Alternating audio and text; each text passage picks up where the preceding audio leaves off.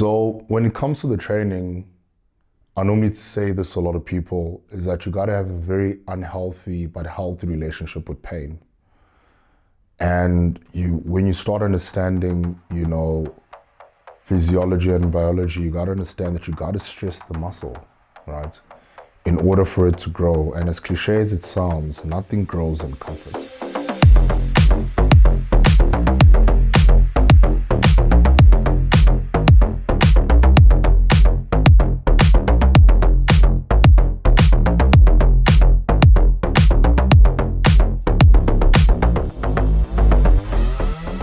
So currently Sibu and I are training 3 days per week in your typical push-pull leg split. So the goal is to basically make Sibu's muscles as big as we can. That's also known as muscular hypertrophy. So what we do is we train and we induce Sibu's muscles to stress.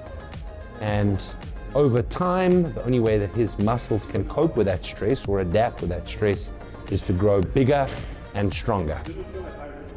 What is very important is cultivating a strong mind in addition to a strong body. So when I initially started training Sibu, the idea was to build his mind up and get his willpower to a point where he could cope with some of the preposterous workouts that we put together now. I wouldn't have been able to have trained him in his training infancy the way that I train him now. So as his body got stronger, his mind got stronger.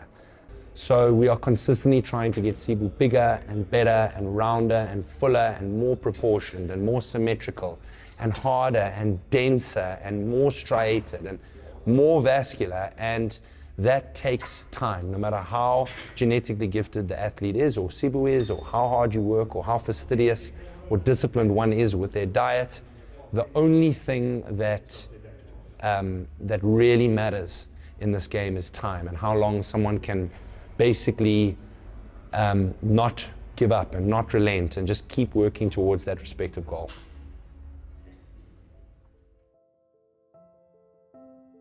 So when Jack and I started training 2015, again, this was all new to me, because my style of training back then was very rugby-esque, it was the typical bench press, deadlift, so when I came to Joburg, I had no idea what hypertrophy was, so here I am, this guy is calling 100 reps at a time, and I'm looking at this guy, I'm like, clearly this must be a joke.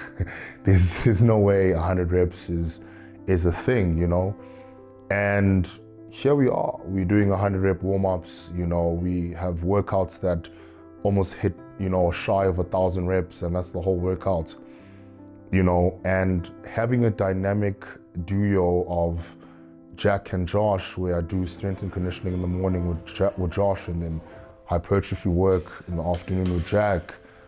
I still think I've got the deadliest weapon, not now anymore in South Africa, I think in the world, bro. I've got such an advantage of a coaching team because I've got these two minds that when you don't know training for what it is, you might even think these guys do the same thing, but it's so far apart, yet it feeds to each other so perfectly well that my physique has accelerated in body parts that I never thought, would be a strong body parts. I used to be criticized and ridiculed for having a lagging back. Now I've got pictures where I'm, compared to having a Joel Stubbs kind of back, which is for me arguably one of the thickest, widest back I've ever seen in bodybuilding. And that was purely because of the training style that I believe wasn't spitballed, wasn't just a matter of getting, a repertoire together, but it was specifically designed for my body and how best to bring up my lagging body parts. I'm currently reading a book, and the author says something about callousing the mind or embrace the suck, right? And the idea there is that your brain will always try to challenge you to sit in your comfort zone, but you're always trying to challenge your brain back in being able to thrive and then grow outside your comfort zone.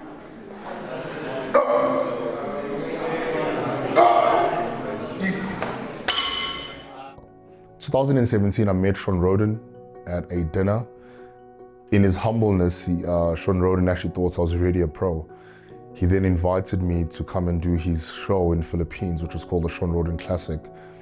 And I think even though Jack and I had the plan on turning pro, that year it became even more clear because now we had a deadline. You know, the training, every single thing that we did was absolutely, we had a fine blueprint as to exactly how we're going to ascertain that pro card.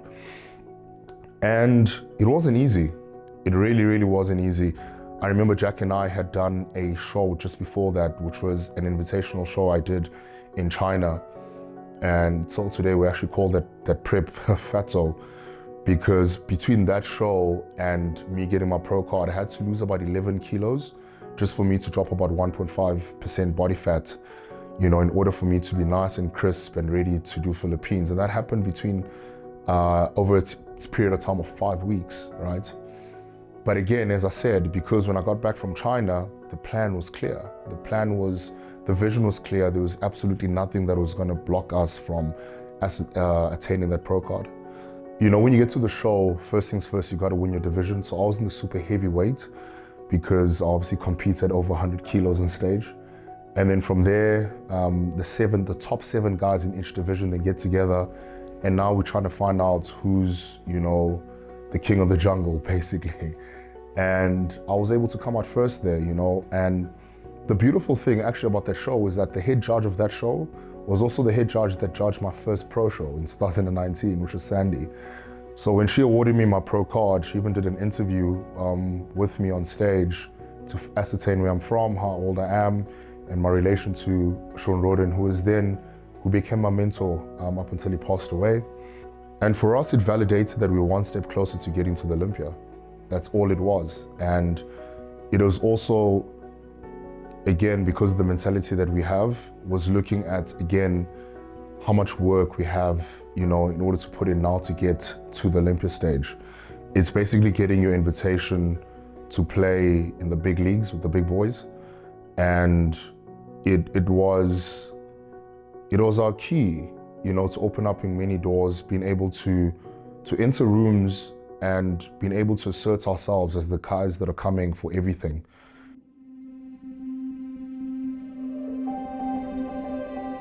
He looked down at the paper, he looked at my name, didn't bother saying my name, he looked up and he said, contestant number 17, step forward.